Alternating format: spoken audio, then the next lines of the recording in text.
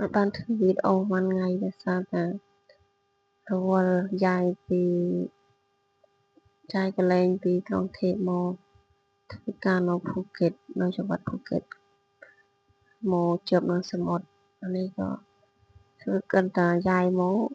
13ម៉ោងជិះពីក្រុងเทพមកជិះ1000គីឡូជាងហើយមិនត្រឹមតែជិះឡានទេឆ្លងកណូតមកកោះទៀតជិះកណូតនេះបាត់យូរទេប្រហែលជា5នាទីឯដល់ធ្វើការនៅលើកោះ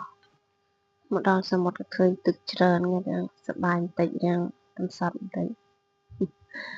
នេះក៏មានកណូតច្រើនហើយមេឃក៏មិនសូវល្អទេមេឃទម្លាក់ទៅអីវ៉ាន់ពុកតែបានទម្លាក់ទៅដល់ហោះមកទម្លាក់អីវ៉ាន់ពីកណូតពុកភ្លៀងបាត់អានេះខ្ញុំថតកំពុងជិះកណូត